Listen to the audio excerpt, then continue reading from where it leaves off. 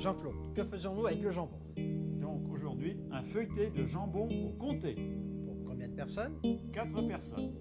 Alors, on prend 350 g de pâte feuilletée, on l'étale sur une épaisseur de 2 à 3 mm.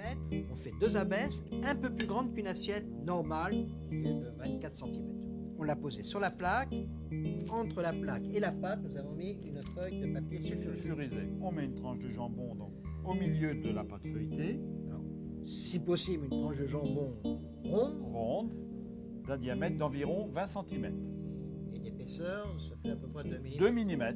150 g de comté râpé, On va prendre la moitié de ce comté c'est-à-dire 75 g.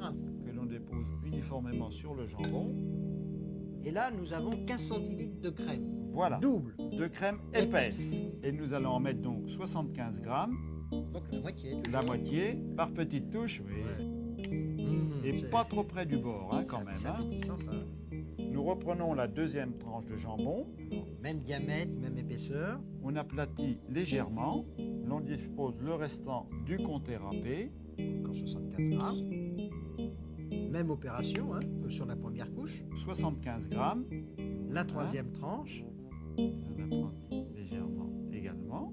Alors maintenant, il faut préparer la dorure. Donc l'œuf entier que l'on a cassé dans le bol et que l'on va fouetter avec la fourchette.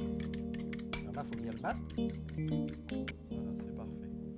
Doré. Le pourtour du jambon. Ce qui va permettre à la pâte que nous allons déposer dessus de bien adhérer. Et maintenant, nous allons recouvrir d'une abaisse de pâte identique à celle à dessus. celle-ci. Et même légèrement plus fine, car il faut qu'elle soit un petit peu plus large pour bien recouvrir la tourte. Alors, Vous voyez, on aplatit d'abord un tout petit peu dessus, et avec votre main, on fait bien adhérer.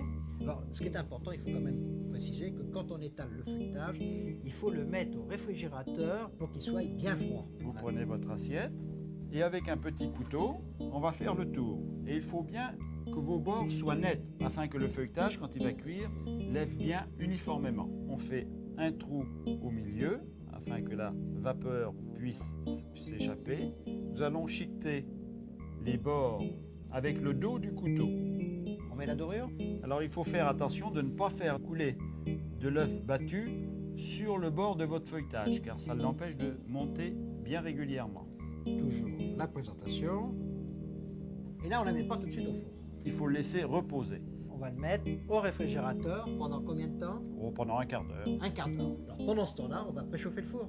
Voilà, À combien? 230 degrés, La tourte a reposé pendant 15 minutes au réfrigérateur. et on enfourne. On la laisse combien de temps? Alors donc 25 minutes. 25 minutes, 25 à minutes 230. à 230. Jean-Claude, la tourte, il faut la manger sortant du four. Sortant du four. C'est une entrée, c'est un plat principal. Ça peut être un plat principal, mais c'est une très bonne entrée. Jean-Claude, une tourte qui ne s'en laisse pas compter. Elle est friande, avec du caractère. Au revoir. Bon appétit, bien sûr.